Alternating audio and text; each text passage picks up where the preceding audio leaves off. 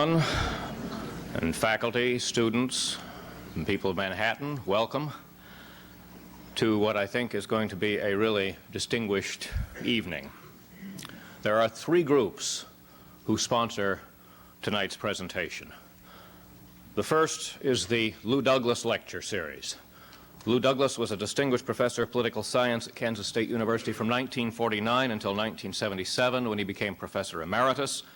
He was a man who devoted his life to serving people and to the ideals of democracy.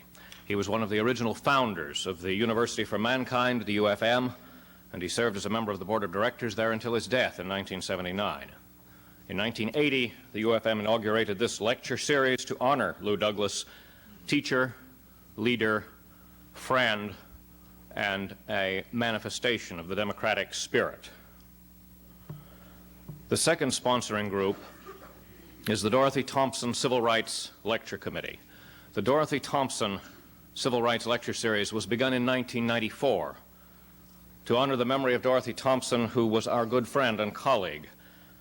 Dorothy Thompson served as the first affirmative action officer at Kansas State University and later served as our associate university attorney. And she was a person who, in a very hot seat, always exercised coolness and compassion and decency and inspired the respect of everyone that she worked with. Someone, I think, who would much approve of our speaker tonight. The final sponsor is a much younger committee. The University Distinguished Lecturers Series was founded last year as a successor to the University Convocation Series with the aim of bringing a few very significant speakers to the campus, the kind of people that we would not be able to have afforded without the substantial resources of the Provost's office. This is the first presentation ever in the new University Distinguished Lecturers Series, and I cannot think of a more impressive, important, distinguished contributor to and defender of the true American way than the man I'm to introduce tonight. The profile of Morris Dees, advertising him as a speaker, aptly notes, perhaps as remarkable as Dees's courtroom successes is the fact that he does not fit the privileged Eastern kid who graduates from Ivy League law school and makes trouble for rednecks mold. He's famous, and I'm sure all of you already know about his achievements as the man who, through his Southern Poverty Law Center, bankrupted the United Klans of America by winning a $7 million wrongful death suit against the leadership and organization for having inspired two Klan members to lynch a young black man in Mobile, Alabama in 1987. Again, in 1990, the Southern Poverty Law Center won a $12.5 million suit against Thomas Metzger, the leader of the White Aryan Resistance, and his son for similarly preaching hatred and violence that encouraged two skinhead youth to beat to death a young Ethiopian immigrant in Portland, Oregon. The two keys to Dees's signal successes in these civil rights cases are, first, the brilliantly simple premise, if not apparently a legally obvious strategy before Dees tried it in court, that preachers and teachers of hatred and violence in general terms can be held legally and financially responsible for the actions of those followers who apply their teachings and preachings in particular concrete instances. And Dees's deep understanding of the degree to which money, capital, property in this country are the keys to the power to organize, publicize, network, and mobilize a large and widespread following. Deprive the KKK or the so-called Church of the Creator, for instance, of cash and money power, and you have severed the creeping vine at the root. Dees is a man who was always a fundamentally decent man, but never an ideologue. As he tells it in his autobiography, A Season for Justice, his conversion experience, his tolle et lege, came by the seemingly chance selection of Clarence Darrow's The Story of My Life during an unscheduled overnight stop in a Cincinnati airport. And I wanted to just read a little bit of what he says in his autobiography about this experience. I bought the paperback, a reprint of the 1934 original, and found a seat to eat my supper. Before daylight, I finished Darrow's story of his life. It changed mine forever. I was reading my own thoughts and feelings. Darrow wrote that as a young boy, not only could I put myself in the other person's place, but I could not avoid doing so. My sympathies always went out to the weak, the suffering, and the poor. Realizing their sorrows, I tried to relieve them in order that I might be relieved. I had a thoroughly independent, perhaps individual way of looking at things and was never influenced by the views of others unless I could be convinced that they were nearly right.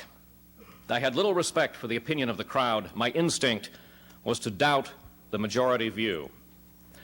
At the time that he read that, Morris Dees had made his fortune. He had built a mail-order business that grossed $6.5 million in 1967. He could have kicked back and enjoyed the privileges of wealth and success in America. But he couldn't bring himself to. On the flight to Chicago the next morning, he continues, I thought a lot about Clarence Darrow. I also thought about a sermon the Reverend Russell had given when I was a teenager, one that caught my attention because I thought he was going to talk about farming. To everything there is a season, and a time to every purpose under the heavens, Reverend Russell read from Ecclesiastes. There is, he continued, a time to keep silent and a time to speak. There's a keep your hands off me attitude peculiar to the South. Being a Dees, I come by it naturally, he says. And so he took that attitude and his deeply felt resentment of injustice and embarked bit by bit on the remarkable career you can read about in the leaflets for tonight's program. He seems to me a legitimate hero, a hard thing to say in someone's actual presence about him.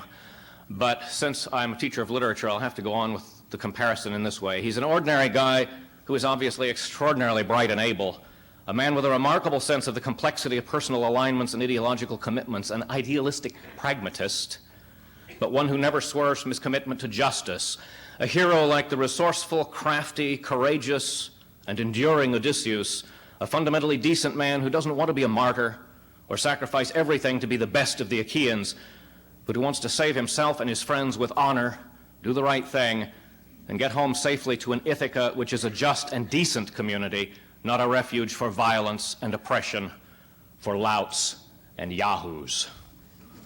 Morris Dees.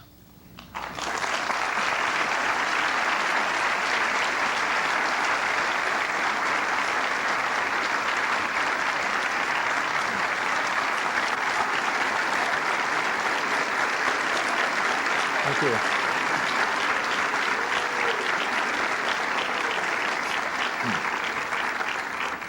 Well, thank you very much. I had hoped I'd get a standing ovation when I was introduced so I could see where Mr. Fred Phelps' family is sitting. But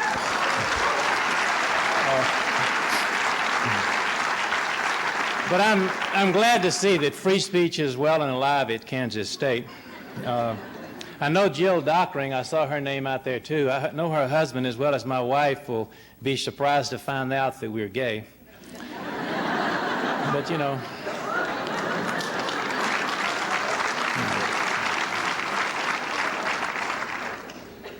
More about that later. But you know, I want to say this, that I do come from a tolerant part of the country, even though you might not think so based on some of the things that happened in the civil rights movement. But we're only tolerant to a point. I graduated from the University of Alabama, and if Florida State, if Kansas State thinks that winning 4 games is a big deal, just don't schedule a game down there in Tuscaloosa with the Crimson Tide. We'll show you what intolerance is all about. I went to a game recently, a group of games. In fact, some of you may have gone to the Olympics. Some of you may have gone to Atlanta. Most of you probably saw the Olympics on television. And I was fortunate enough to get tickets for the opening ceremony of the Olympics. And sitting there with my wife, we watched the flags of over 190 countries come by, countries that had been at war with each other at times, and some were having hostilities at the very moment. But yet, during that time frame, they were able to come in peace, attempting to have a better world on the sports field. I was touched also by the song of the Olympics, the theme song, The Power of the Dream. And I'm sure, like most of you, I was extremely proud of America's women's gymnastic team, not only for winning in the face of adversity, but for the fact that that team was probably the most diverse part of the Olympic team that we had. All races, several creeds, people from different countries pulled together. Because as I watched that particular event, and I watched them receive the gold medal, I thought to myself, this is really what America is all about, this team. And I'm sure many people who might not be tolerant in a lot of aspects of their lives, while they was watching that scene, was very proud of that team and what they did for this country. But it took a bomb to shatter that illusion that America is totally free of those who hate. And I was reading the USA Today newspaper several days later, and a person from St. Louis wrote a letter to the editor that I'd like to share with you. It says, everyone was justifiably outraged and saddened by the bomb that exploded at the Olympics this weekend. But should we be so surprised? We live in a society that thrives on exclusion, prejudice, and divisiveness. National religious and political leaders promote intolerance and fear. Is it any surprise that frustration, anger, and violence are the results? Unfortunately, America is deeply divided in many ways. We're divided along class lines, economic lines, lines of sexual orientation. We're divided along somewhat political lines in this country. People have very strong beliefs, and they fight for those beliefs, and some of those deeply divide our people. But I think no area of our life do we have a deeper division than along racial lines. When I say racial lines, obviously it pretty much translates to people of color on one side and white or kind of Aryan white people on the other side. And I know those are broad generalizations, but it also narrows down in our country pretty much to African Americans or blacks and whites on the other side. And that's that deepest divide that we have. I don't think anything illustrates that better than the O.J. Simpson case. Before the verdict was returned, 75% of African Americans believed that O.J. Simpson was innocent. And about the same percentage of non-African Americans believed that O.J. Simpson was guilty. We saw the same facts on television. Few of us had privy to any factual information other than what was in the news media. But we saw those facts, we felt that case, and we formed our opinions through different eyes, through different expectations, and through different experiences. This country is deeply divided along those lines. On one side, in fact on both sides, you have anger, fear, and frustration. Black people in this country say, well, we had the civil rights movement, and Dr. King led that movement, and this country promised that would live up to its obligations in the Constitution for equal protection of the law and equal opportunities. But you know, that's not a reality. The job that I work at, where they say that I can advance to the top, that's kind of a glass ceiling here. I can see up there, but I really can't get up there. A lot of African Americans in this country strive hard to get a good education, to do the things that we say that we should do in this country to succeed. And yet, I'm kind of reminded of the story of a lawyer who grew up in the South on a farm. He was 65 years old. He went to Harvard, had graduated, and at the stage in his life that when he was getting close to retirement, he had become a partner in a big Wall Street law firm. On the 50th floor, his office was located at the end of Manhattan, overlooking the Statue of Liberty there on the end of Manhattan. And this man got to work early in the morning, as he was occasioned to rise early on the farm, and that was a lot to do with his success. And he always got to work before the secretaries, about 7 in the morning. And he walked off the elevator there, headed towards the big mahogany doors of this law firm, and a young white man dressed in a coat and tie like him got off with him. And the young white man said to him, as the older gentleman exited the elevator, "Sir, may I help you?" And the older gentleman just kind of brushed on by him and went on towards the door, reached in his pocket and got his key to opened the door of the law firm, and at that point the young man pushed his way in front of the old gentleman and said, "Sir, I ask you, may I help you?" And the old gentleman looked at him and said, "Son, you know, I'm a senior partner in this law firm you just joined last month." And he walked on in his office and he sat down at his desk, wheeled around, put his feet up on the credenza that looked out across Manhattan Island there. And he said to himself, thought to himself, what kind of country am I leaving for my grandchildren and my great-grandchildren? Today I was judged by the color of my skin, not by the content of my character.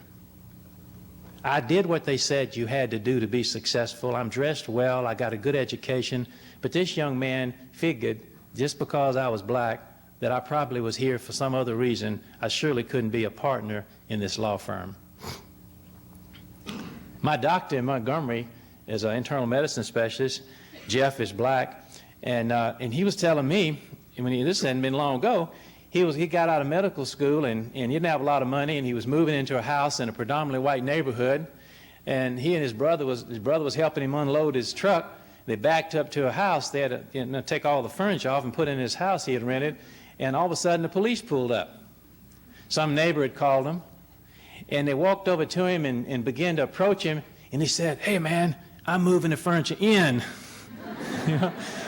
And he tells me sometimes he jogs. He says, "I'm jogging around the neighborhood, and people begin to look at me, and the cops kind of drive around as I jog around." He said, "I'm going to start wearing my stethoscope when I run." It's anger and it's frustration.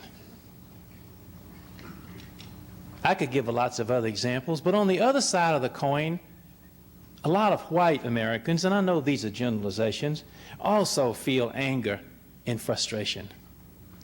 They say, "Look, I believed in everything that Dr. King and the civil rights movement stood for. In fact, heck, I wasn't even born back then, and I don't even remember it, but I'm for it. I've read about it. But I believe in equal opportunity. But that's not what they want. What they want is a guaranteed slice of the pie, and that's un-American. I'm not going along with that." And they say, "Well, I've only got one home, and I don't want them moving in my neighborhood because it's going to affect the value of my property. And they're going to ruin my schools, and I can't send my kids to private school. I don't have the money, and I only can educate them once, and and they're going to bring drugs in the community. I'm afraid." And there's a lot of anger at what they perceive as wanting an unfair advantage. Those aren't easy questions to give answers to on either side. But one thing I have learned, the 37 years I've been an attorney, and before that as a student, one thing I've learned as a father and a grandfather is that we pretty much all, regardless of our race, our religion, our sexual orientation, regardless of our ethnicity, our politics, we pretty much all want basically the same things, and they're not real complicated. We want a home that we can call our own, or a place to live that somebody can't put you in the street. We don't want to be beholden to other people for our income. We don't want welfare.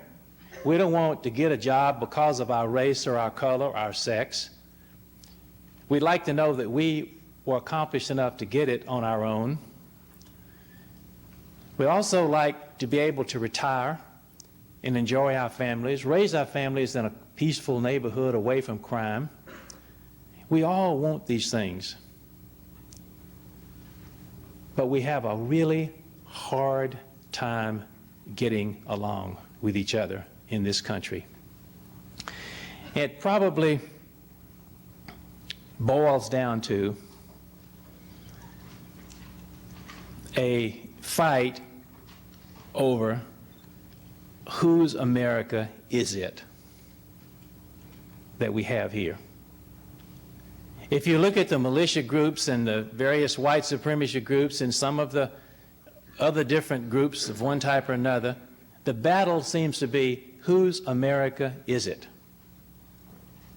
Because as this economic pie shrinks, and as our country becomes more diverse, the battle will intensify. I had an opportunity to represent a family who sent their son to the United States to take part in the American dream. He was 24 years old, and his family, like so many of you here, and unless you're a Native American in this room, everybody here came from somewhere else in some other country, and you're an immigrant like Mulugata Sarar. They came from a small farm in the Gondor province of Ethiopia, he did, to get an education in Portland, Oregon. And when he arrived in this country, he had literally the clothes on his back. He got a job at the Catholic Church, stoking the furnace in the basement, and they gave him a cot to sleep on in the corner of the furnace room. And they got Mulugata's clothes from the Salvation Army. He was about 140 pounds, slightly built, like so many men of Ethiopia, very pleasant, very nice demeanor and disposition. And the students loved him at this Catholic church where he was teaching in their school, working in their school. But he needed more money, and while still a student at Portland Junior College, Mulugata got a job at Avis Rent-A-Car at the airport. And he drove people from where they rented the cars in a van out to the satellite parking lots. And he was very mindful to be a good employee of Avis. When a person left their purse or umbrella or a briefcase on this van, he would always track them down, even to the point of getting their rental contract and make sure it was mailed back to them. And for his diligence, Mulugata was elected Employee of the Month for Avis. And when he accepted this award, he said, you know, I may want to try to become a citizen one day. Well, there was another man who had a different idea of whose America it was and what America is all about. And his name was Tom Metzger. You may have heard of him. He's been on Donahue and the Oprah Show and all these others. He's about 55 years old at the time, and he had become kind of the godfather of the skinheads movement in the country. He headed up a group called the White Aryan Resistance down in Fallbrook, California, and he sent an organizer up to Portland, Oregon to organize a local skinhead group to become part of his organization. And this young man, who's vice president of his group, began to teach these skinheads in Portland about the necessity of having racial violence in order to hurry on this race war, which would get rid of all the mud people. You know, anybody that's not Aryan white, Jews, Hispanics, Mexicans, Asians, African Americans, and others. And that was kind of their philosophy. Well, this young man taught that, you know, you needed to encourage various instances of racial violence. And so after he had been there about a month, one night, close to midnight, 3 skinheads walked out of a meeting that this young man had just been teaching, and they saw a black man get out of a car and walk across the lawn to go to an apartment house. And the 3 skinheads walked over to them, and one approached him from the front and said, you know, called him a couple of racial names and slurs and jeered him. And Mulugata said, you know, peace, peace, no trouble. May I help you? Another one of the skinheads, while the other was still taunting him, walked around behind him, had a baseball bat hidden by his leg, and he literally took a full swing and hit Mulugata in the side of the head and took the top of his head off. And he died on the streets of Portland that night.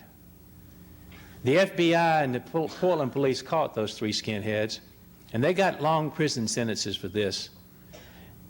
The case would have ended there, except a lawyer in the town called me and asked me if I wouldn't come and see if I couldn't get some money from some people responsible for this for the Mulugata's little son, Hinuk, back in Ethiopia, and his wife. Well, police gave me a letter that they had gotten when they searched one of the skinheads' rooms, and it was a letter in the handwriting of Metzger. And it said, when you meet our organizer, you'll know how we operate, and I hope you'll join us. And so I thought of the legal theory that, you know, you're responsible for what your agents do on your behalf, and if you teach them to teach violence, and if they do it, you're responsible. Now, Metzger had good lawyers, and they prepared all of his legal papers, But he chose to come to court on his own, very good talker, because he said, look, I was 1,200 miles away. I didn't know the victim. I didn't know the skinheads who did this. I simply was exercising my free speech rights to teach hatred or to teach white supremacy or to teach my beliefs. That's my beliefs. And I didn't tell him to kill anybody. Well, he thought that he could beat us with the reputation we had of taking these groups to court. It would make him really a kind of a big man in the movement. I sent to Ethiopia, and I brought from Ethiopia little Enoch Sarah, who was 7 years old. And his grandfather came, and they sat at my council table in their native clothes. The trial proceeded on, and we put on our evidence. But there's one thing that Mr. Metzger didn't count on. That young vice president of his organizer, became my star witness. And he testified that Metzger told him to encourage acts of racial violence, and he actually taught these skinheads that violence. Well, the trial ended, and Metzger stood up before the jury to make his closing argument. And he said, ladies and gentlemen, don't hold me responsible for my beliefs. And you may not agree with my beliefs, but I've told you, and I believe, that everything that made America great, the great things in this country, were accomplishments of white people. And he meant Aryan white people. He said, you may not agree, but I believe that unless these other people are removed from this country one way or another, America will go into great decline. And he said, your verdict is pretty important today, that you don't make that vote against me because of prejudice, that you allow me to have my views. He sat down, and I thought, what could I tell that jury? Oregon's a pretty progressive and liberal state in lots of ways, and I thought maybe, and he was very persuasive, and I thought maybe they wouldn't see the connection of the link. And as I looked at little Enoch sitting at my table there, Enoch Sarah, didn't speak a word of English, trying to figure out through an interpreter why his father was killed.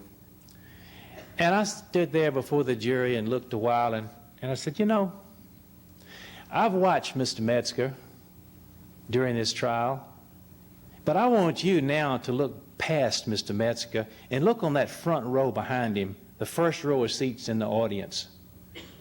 Those are his family. He's already referred to them. You know, that's his children out there. And you know that if we lived in the America that Mr. Metzger says is great, and for the reasons, his children might have polio. For if it were not for the genius of the Jewish doctor Jonas Salk, his children might be crippled. And if we lived in Tom Metzger's America, we wouldn't have the beautiful music of the Jewish composer Leonard Bernstein, or the brilliance of the black general Colin Powell. And I named other groups and other ethnicities and races and colors and people who made contributions to this country. And I said, you know, ladies and gentlemen, the America that Tom Metzger says exists is America that never existed. Our nation is great because of our diversity, not in spite of it. This is a nation that's made up of people of all races and all nationalities and all colors, and all of them have made this nation a great country. And that jury must have agreed, because they returned a $12.5 million verdict.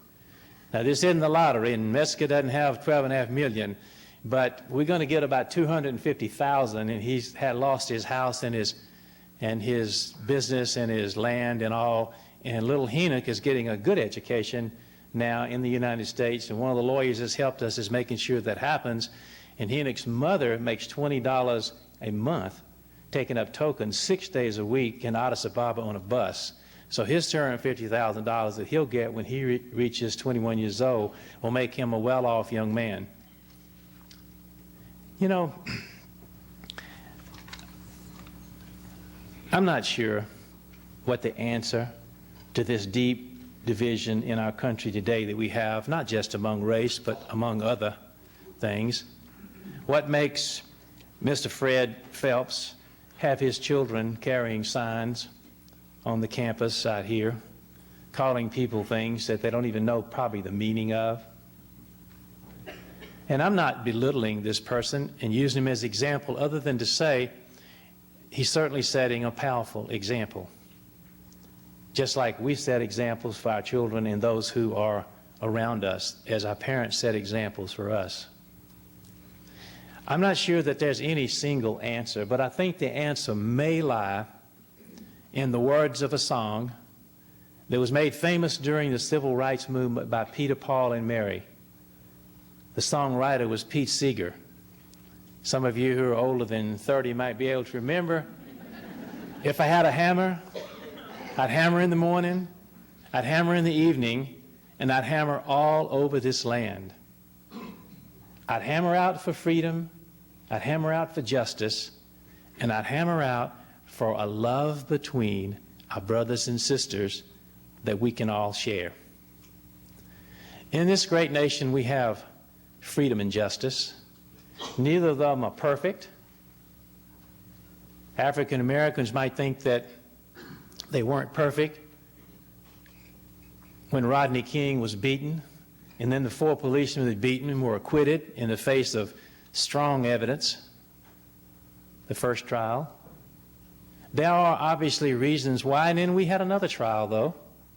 And those who are in the militia movement might rightly point to the fact that FBI agents shot Randy Weaver's wife and child in an overly compulsive display of power, unnecessarily, literally murdered this man's wife and child. It wasn't necessary. But you know, in a civil suit, they got $3.5 million, which doesn't return his wife's life. And there have been hearings, and there will be more to happen in that case. People who have complaints and gripes about our systems have sometimes justifiable gripes, but we're working on that justice system, and it's one of the best in the world. And we don't have perfect freedom in this country for everybody, for everything, but it's the best, I know, and we're always striving to make that system better, and no person, even a president, is above the law in that system. But unless we have a love between our brothers and sisters that we can share, we're not going to have any success with any tolerance program or tolerance meeting or any other program designed to bring people together to reach out across the lines that divide us. And this love is something that is so difficult sometimes for us to get involved in. You know, it's easy for a parent, and some do, most do, some don't, unfortunately, tell their children that they love them. And you might tell your parents you love them. And I know we tell each other sometimes on dates we love each other, even on the first date.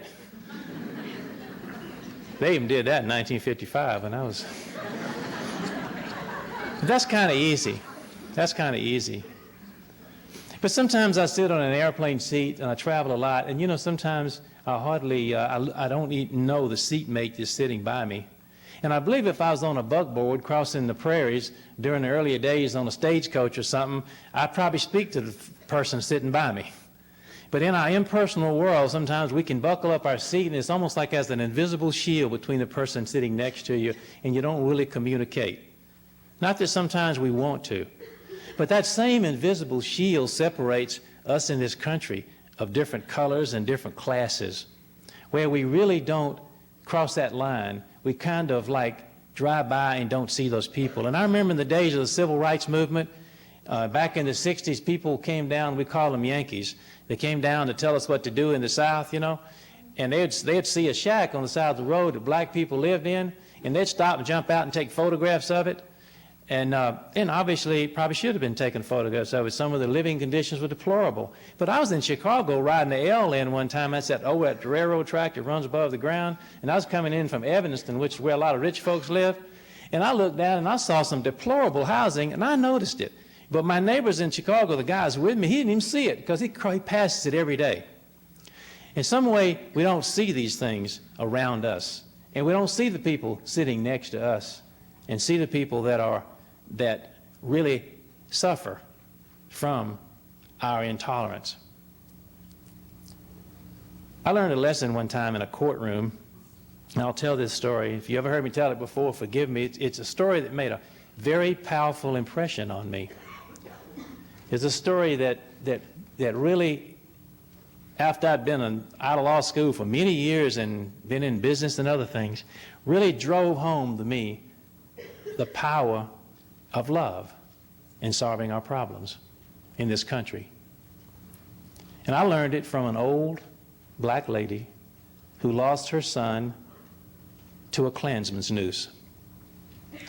This just wasn't any Klan group. This was the United Klans of America, whose members burned the church in Birmingham in 1963. You know, you've read in history where the 4 little students were killed.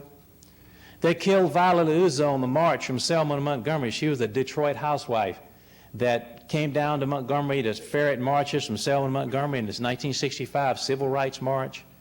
They shot Medgar Evers, the NAACP president, a very powerful and vicious Klan group.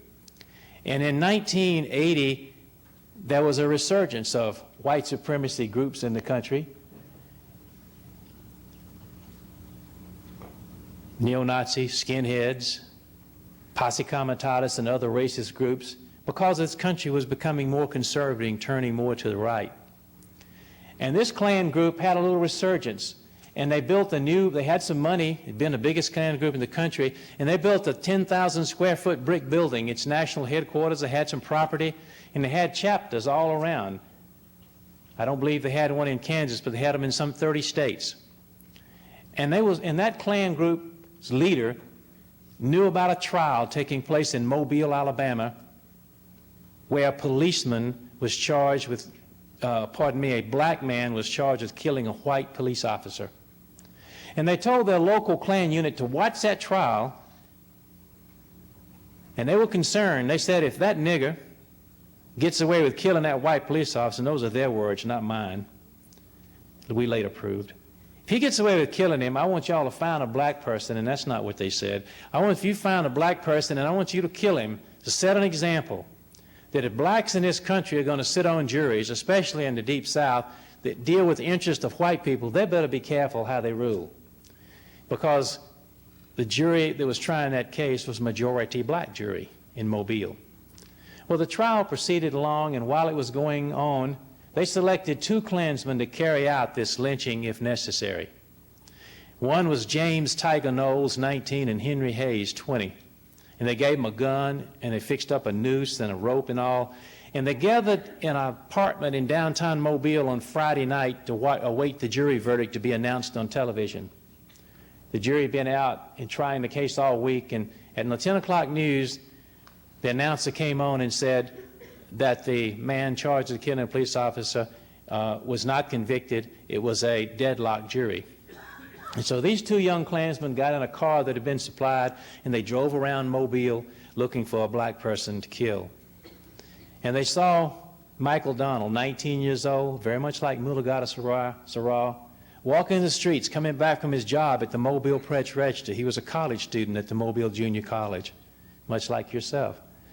And he was working late, and they pulled up beside him, asked him for directions to a restaurant. When he came over to the car, they put the pistol on him, got him in the car, took him across the bridge over into Baldwin County in the bayous, and they killed him. Brought his body back and hung him in a black neighborhood.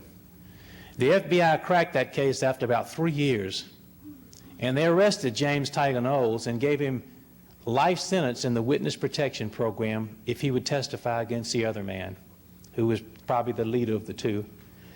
And I went and watched the trial, the criminal trial. Mrs. Donald didn't come. She was distraught. She was 60-something years old. Michael was her only son. Other members of the family sat with me there. And I watched as that jury found that young man guilty. An all-white jury in Mobile found him guilty and actually gave him the death penalty. And I watched and I said, you know, I don't believe that young Klansman did that all by himself. Those 2 guys didn't think this up. And so I asked that Klansman who was in the witness protection program, would he be a witness for me? And I wanted to sue the United Klans, because at that point, nobody had ever sued an organization for the acts of its members like that. So I brought suit against the United Klans of America, and they had good lawyers who came to court and fought hard because they had property to lose. Then I sued 6 Klansmen, including James Tiger Knowles. He had nothing to lose, but I wanted the jury to see all the cast of characters. We put our case on, and I showed that over the history of this Klan group, they had done things like bomb the church in Birmingham and all these other things, and that they used violence to carry out their goals. And then I put James Tiger Knowles on the stand. I said, James, would you tell the jury what happened? And he said, we got Michael in the car. He didn't know we was with the Klan, but he saw the weapons we had, and he begged for his life. He said, please, please don't kill me. My mother depends on me. Beat me up, take my money, but don't kill me. And Mrs. Donald sat there, less than 20 feet away, right in front of the jury, with tears in her eyes.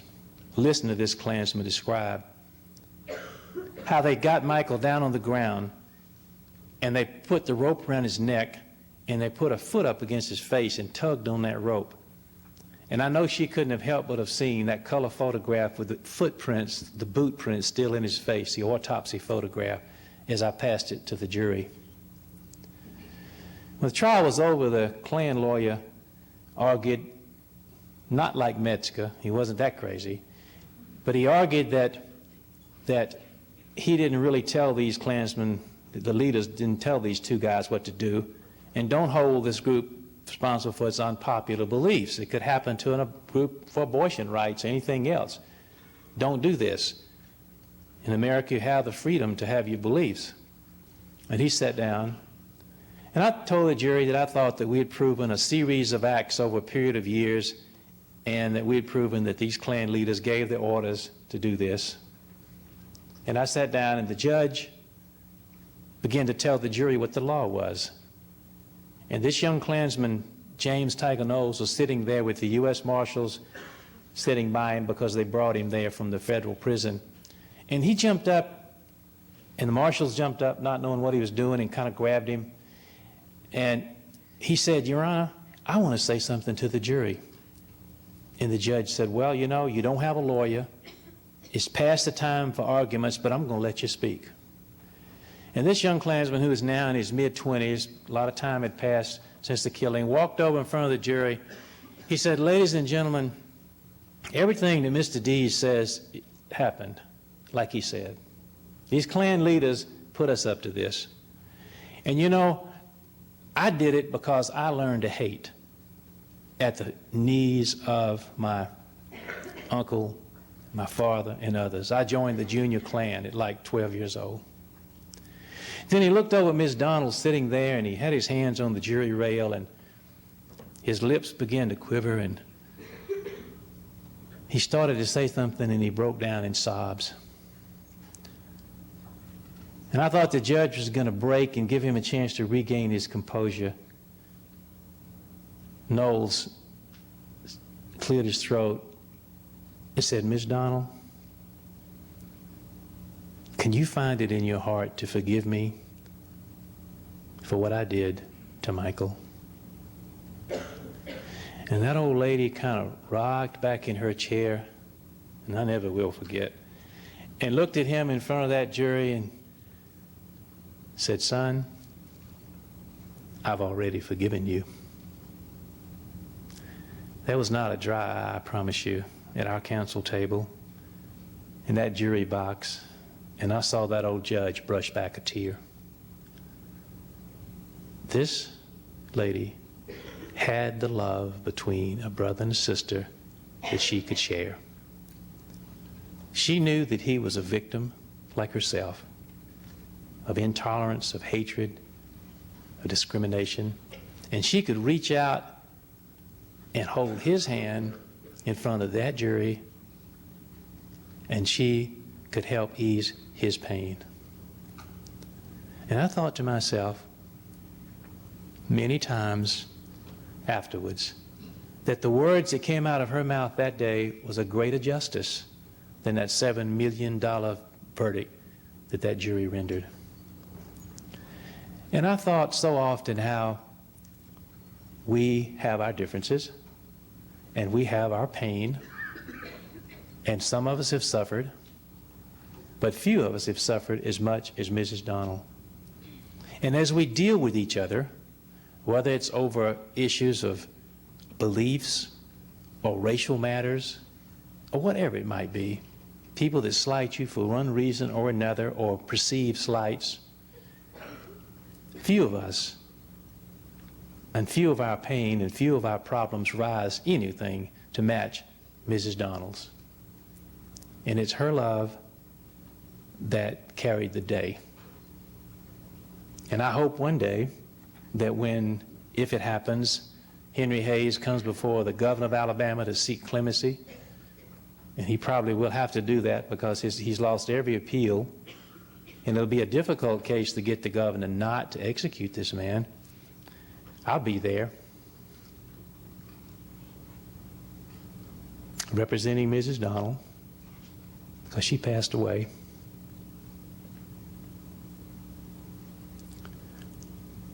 I'll be there asking the governor not to execute this man because I know that's what she would want. I'm not sure, if we will solve these problems that we have in this country. They've been plaguing us for a long time. But I hope that each of you will take a lesson from Mrs. Donald and from the things that I've said to you and realize that no matter what your status in life is, no matter what your color is and what privilege you think you have, realize that this country belongs to all of us. And it's great for that reason. And each of you, when you get in jobs around the country, in this state, in this nation, you probably won't just stay in Kansas. You'll have an opportunity as an employer to judge somebody, to decide whether they get a job or a promotion or get some benefit, that you'll try to do it with an open mind. And that's not easy to do, I promise you. Dr. Martin Luther King in 1963 faced this nation at a time of crisis. He stood before the mall in Washington, 250,000 people listening. He said that, "I had a dream that one day in the red clay hills of Georgia, the sons of former slaves and the sons of former slave owners will sit down around the table of brotherhood." A lot has happened since the civil rights movement.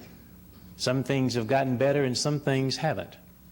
And I think if Dr. King was here today, and if he was making that same speech today, he might say that one day in the red clay hills of Georgia, and I think he might add in the barrios and in the ghettos, and in the seats of economic and political power in this country, that the sons of former slaves and the sons of former slave owners, and I think he might today add the homeless and the powerless, and those that hold that economic and political power can sit down around the table of personhood.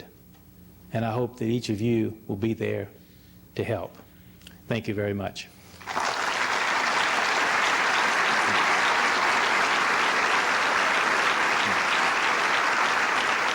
Thank you.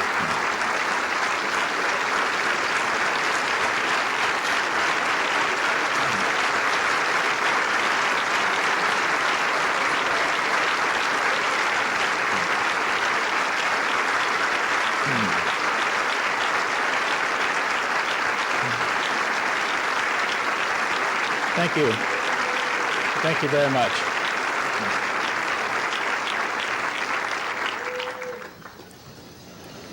If there could be a happy ending to the Donald story, Mrs. Donald, obviously a black woman, it would be that she ended up with a deed to the Klan's national headquarters.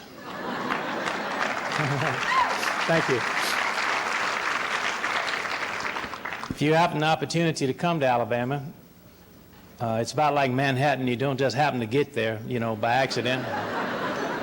Come visit us, because at the Southern Poverty Law Center, we have the Civil Rights Memorial that was designed by Maya Lin, who designed the Vietnam War Memorial. And it's quite a token, quite a piece of work, I should say, in honor of those who died in the civil rights movement. It contains kind of the stories, not just the names, of the 40 people that was killed in the American civil rights movement. And it kind of begins in 1954 with Brown versus Board and ends with the death of Dr. King. I've got some time here, you know, plane don't leave till 8 in the morning. I'm learning a few things. I learned to like your crown rolls, is that what you call them? Yeah. I'm going to bring grits with me next time up here. Yeah, I'm learning to like Kansas. Not necessarily Bob Dole, but... I didn't mean that way. He's a fine man. He certainly is a fine man. And he's got a very fine wife, for sure. And she's a very distinguished woman, been in 2 cabinets and certainly has a career of her own. And I'm just basically primarily Democratic. But I didn't mean that as an unkind remark. I think he's done great things for this state. But he'll soon, I guess, somebody will be taking his place.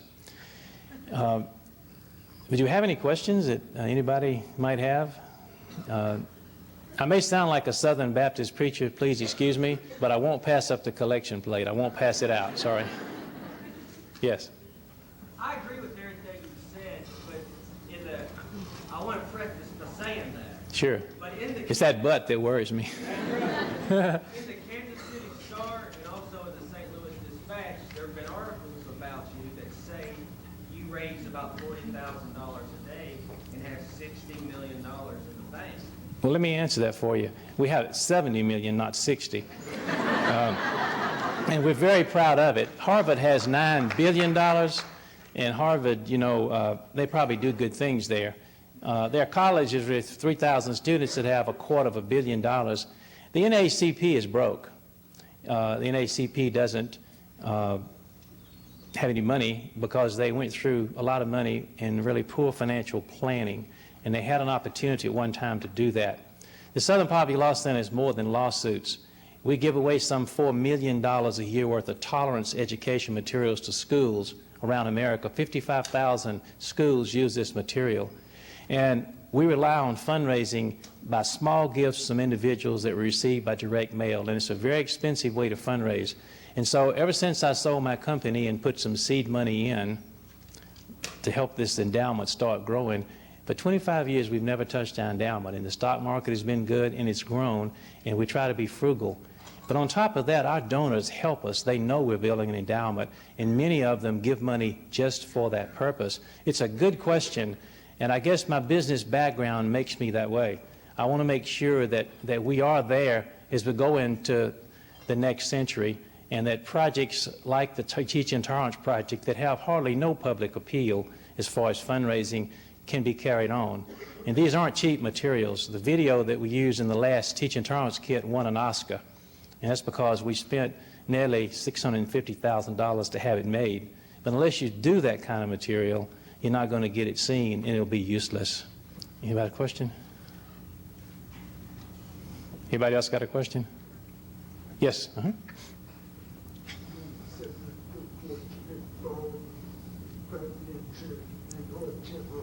Last summer, the Washington Post published an article on peonage, the practice of making poor people, usually black people,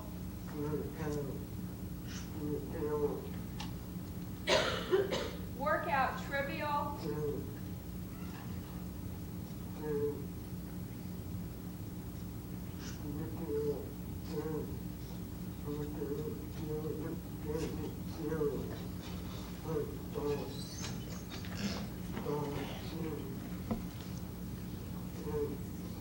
work out small debts on farms over a period of years.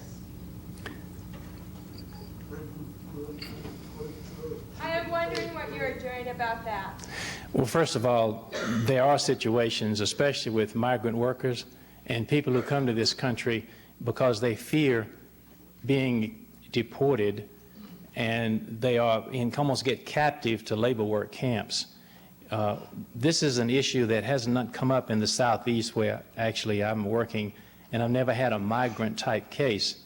There was an indictment brought against peonage. You know, the Constitution, actually, one of the Bill of Rights, I'm not sure, there's a federal statute against peonage, and it comes basically from the 13th Amendment that freed slaves. And there occasionally are cases brought, and people are prosecuted for that. I'm sure, I haven't seen it to be a widespread practice in America, even though there are instances, especially with migrant workers, where this takes place. I heard a story on NPR today where it takes place in foreign countries in a worse sort of way. It's not as much here. But it's a case that's never been presented to me. If it was, we probably would take some legal action. Thank you for your question. Yes? You mentioned sexual orientation a couple of times. Does the Southern Poverty Law Center doing anything in regard to gay rights? Yes, several things. Here again, it's not a core issue of the legal program that we have, because the issues we've dealt with have been usually involving race. But we represented a gay man in North Carolina who was almost beaten to death by 3 Marines. You may have read about the case. Cray Pridgeon was his name. And in addition, we've dealt with some people in the military who've been kicked out of the military. In fact, I did one of those cases 20-something years ago, with not a lot of success, I might say, at that time. But the biggest way we're working on that issue is in teaching tolerance. It's a part of our teaching tolerance curriculum that goes to the schools in the country. And we have articles from time to time in teaching tolerance, how teachers can deal with this issue with students from K through 12. It's a very significant part. There are a lot of hate crimes in the country, and a lot of people think they're basically committed against minorities, like racial minorities. But gay bashings in our country amount to the largest number of hate crimes in the nation, and the most underreported hate crimes, because of fear of people just don't want to deal with them and don't want to talk about them or be exposed one way or the other. And especially with a lot of the homophobia that goes with AIDS today, it's a serious issue, and that's why we're dealing with it directly in teaching tolerance. Yes, ma'am. You are extremely eloquent in your description of the case against the United Klans, and in your statement that you would argue against the execution of Henry Dees. And I was very moved by your description of that. But I wanted to know if you had a position generally on the death penalty. Yes, ma'am, I do. I've represented nearly 50 people in capital cases defending them. And I can see a lot of people's anger and fear of crime that makes them believe that the death penalty in America is a solution to those criminal problems facing our country. A lot of people on juries tell me they think the death penalty would be a good way to stop people from stealing CB radios and cell phones, which is what it's a penalty for. The reason I oppose the death penalty, I don't need to get into a lot of philosophical, ethical questions. I mean, I'll get to those later if I have to. But the reason I oppose the death penalty, that the way it's applied in America is almost like lightning striking. There are probably 25,000 homicides in America, and a few hundred people are charged with capital crimes annually. Secondly, the states don't really believe, and legislatures won't provide funds for adequate legal representation, and we're exercising the most permanent punishment you could exercise. The federal government funded capital punishment resource centers around America, and that means lawyers who handle appeals for people who really got appointed lawyers who messed up their case. This last Congress, under Mr. Gingrich, defunded all of the legal resource centers who was getting little or no money, wasn't much of anything. And so, wild game in our country gets more protection than people facing capital punishment. And I'm not for crime, and I'm not for criminals, and I don't want to turn them loose in your neighborhood or mine. On the other hand, capital punishment certainly doesn't deter, and it's America's dirty little secret that here in this nation that prides itself on having such due process of laws, etc., has capital punishment with 3,000 people on death row, and have executed over 300 in modern times since Furman versus Georgia case came down. And yet France, England, Japan, And most all the civilized nations in the world have long ago put that punishment aside. It makes absolutely no sense. It costs the country $3 to $4 million for everybody put on death row. And capital punishment is carried out essentially against minorities and poor people in this country. And the determining factor as to whether a person is likely to be charged with capital punishment is the race of the victim. If the victim is white, the person is more likely to be charged than if the victim is black. And the statistics just on ad nauseum on it. And I think that if those facts were displayed some prominent way next to the Supreme Court of the United States, Justice Blackmun, you know, voted for the death penalty.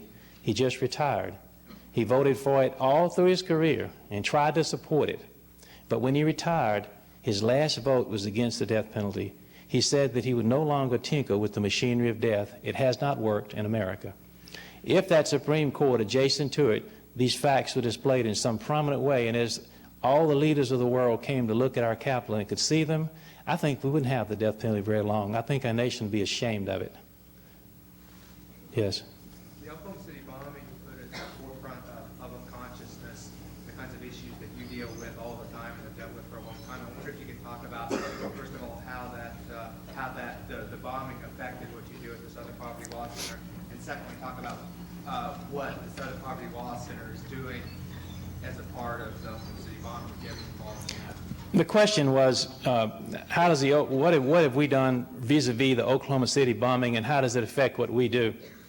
I wrote a letter to Attorney General Reno 6 months before the bombing, prepared by my staff, and we had seen the rise of the militia groups, and especially a lot of the neo-Nazi racist aspects of it. And we saw people who hated our government being infiltrated by individuals who are used to using violence. And I wrote the Attorney General that this was a recipe for disaster, and even named some of the groups that Timothy McVeigh had been associated with. I never heard of his name. And I urged the Attorney General to begin to really watch these groups. Not that we predicted the bombing and could not. On the other hand, we saw this kind of stuff coming. Oklahoma City wasn't the first act of domestic terrorism. It hasn't been the last. It's just been the worst. McVeigh, if he's guilty, was deeply involved with the same group, the same philosophy that the Freeman was involved with, believing that this country does not have no control, that the government's evil, they don't recognize the jurisdiction, and they're strongly anti-Semitic and racist. Mr. McVeigh's favorite book was a book called The Turner Diaries. It's a fictional account of a racial overthrow of America written by a physicist named William Pierce, who taught at the University of Oregon, or California, somewhere out there. This man runs a group called the National Vanguard, which is a neo-Nazi group. And this little book has sold a lot of copies in the country. McVeigh was an adherent of this book. He had it in the military. It'll be Exhibit A in his trial, and he also sold it at gun shows. Nothing wrong with having a book, but in this book, it begins with a race war, and it's the memoirs of an Aryan soldier who lived out this race war. And in this book, a federal building was bombed using 4,000 pounds of ammonium nitrate soaked with diesel fuel, and it was set off in a truck at the building.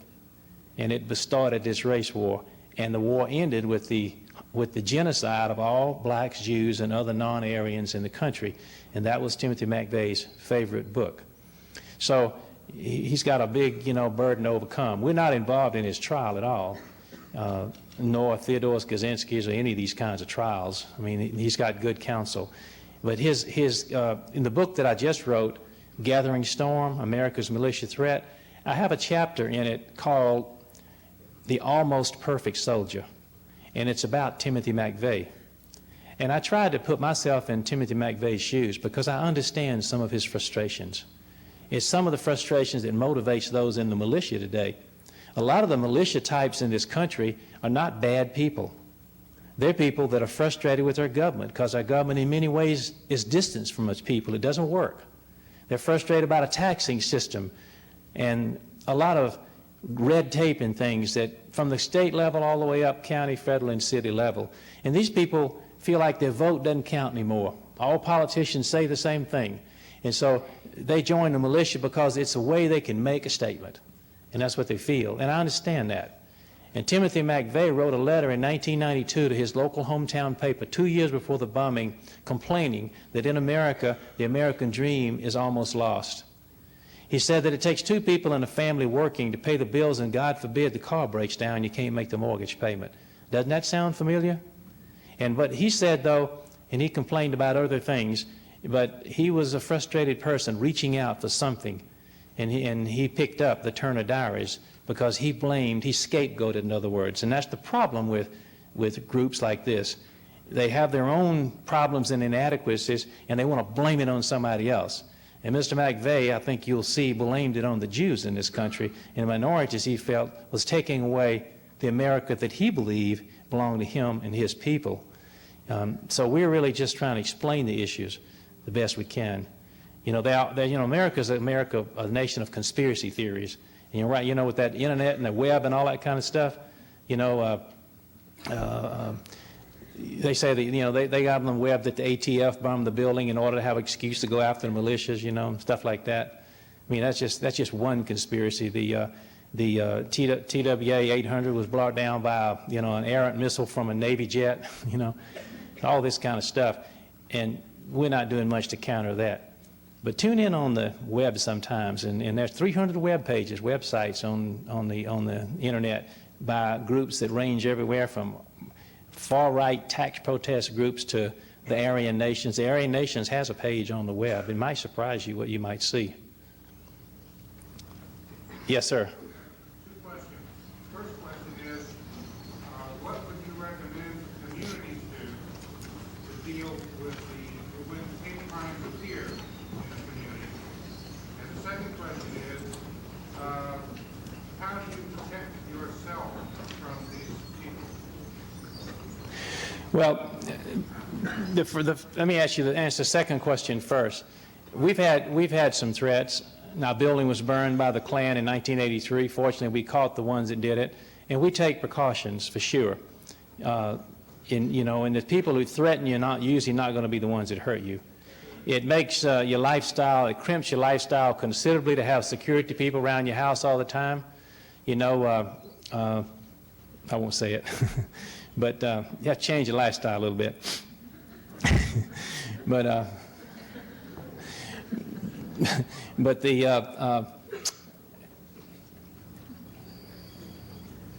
it's just something you learn to cope with. It's not something that we go around talking much about.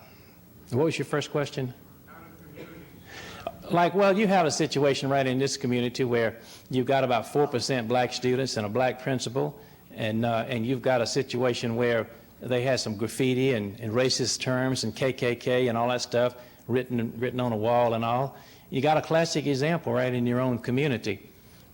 And I can't remember the name of the town, but I believe it was in Montana. I'm pretty sure it was. Could have been Helena, Montana. Somebody did something that was rather racist in the town, and they destroyed some menorah that was put up by a Jewish group. And so the town, with the leadership of the mayor and the police chief and the religious leaders, got the town citizens to put menorahs in every window in town. And it was kind of a silent way of saying that we don't appreciate this kind of anti-Semitism and racism in our community. With the situation you have here, first of all, it's probably a very small group of people. I don't think the people and students and the leaders and teachers in that school represent what you saw. It could be just a very few people doing this kind of thing. But it's a great opportunity, though. It's a great opportunity to have the students deal with a real live situation, not talk about it in abstract. I mean, teachers in that school could have students write about the subject. They could have questions about it. They could debate it in school. They could come up with some symbol that students could wear showing tolerance, maybe like we have in Teaching Tolerance with hands clasped together. They could show some teaching tolerance materials. And not that you're trying to isolate and embarrass the student involved, even if they knew who the person was.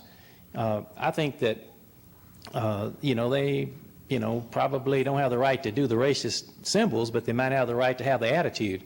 Well, that's just one of their freedoms. But I think by showing this love for those who are different, then the students as a group might come out of the whole thing a lot stronger. Every situation is different. When the Klan comes to town, we have a book, What Happens When the Klan Comes to Town, or the Skinheads, or the Aryan Nations. And what we always talk against is don't go down and confront them and picket at them and try to compete with them. The day before they come, have a unified community drive in support of tolerance, and, with religious leaders and business and church leaders and all, and stay away from their proceedings the next day. And the silence that will surround them will be very depressing for them, because they really want the confrontation. So if anybody has that problem, we have the book. But Teaching Tolerance magazine, I'm sure some of you who get it, and those of you who contribute to the center here tonight, I want to thank you. And you all get it, and you know that you pass it around to your schools. I probably have talked enough. I want to have a question over here. Did you understand his question once more? One last question. In Virginia,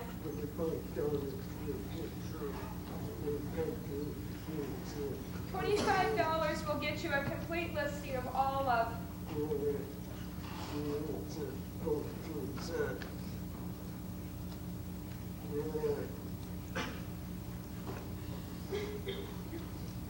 felons released from prison throughout the state.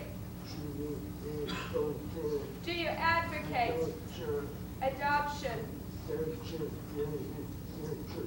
of such a practice nationwide?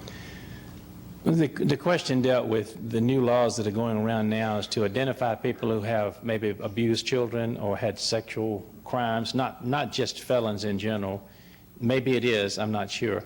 I think you have to be real careful in those kinds of, well, if it's all felons, whatever. I guess if a person paid attention, you could probably find that information out anyway from the Pardon and Parole Board. But I think it's probably a mistake, because the purpose of prison is for a person to go and serve their time and pay their dues. And once a person has gone to prison for stealing or whatever it might be, and maybe possessing drugs, hopefully our prisons have done something to deal with that issue rehabilitation-wise. And when they get out of prison, they supposedly have paid their price. In fact, they can get their rights back, have their rights restored. Well, if if you're going to brand a scarlet A on their forehead or a scarlet C for the rest of their life, then it's probably an excessive type of a punishment. And I think it's something you ought to deal with. And a lot of these kind of things happen, like in Alabama, they have the chain gangs. They chain 5 inmates together. Well, it has nothing to do with stopping crimes and being hard on criminals. Our governor did it because it made him look good. Naturally, the inmates stumble all over each other out there, and they, with sling blades, and I filed a lawsuit against them, my firm did, the Southern Policy, and they abandoned the chain gang because they knew it was going to beat the stink out of them. And they didn't want to pay $500,000 in legal fees to the center.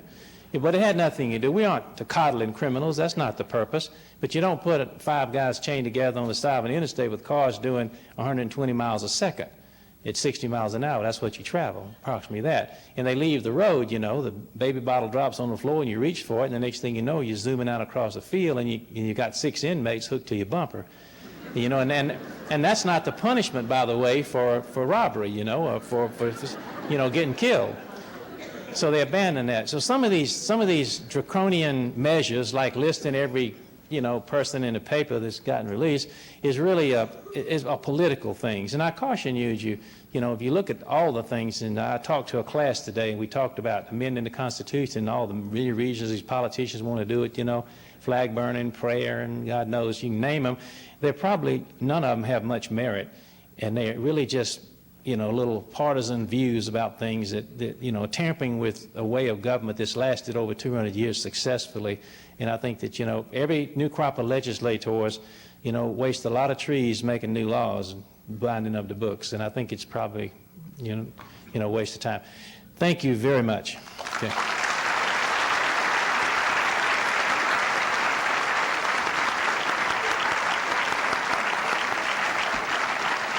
Thank you, Mr. Dees. You have followed in the great tradition of the Lou Douglas and Dorothy Thompson lectures and inaugurated the new University Distinguished Lecture Series grandly. Thank you again.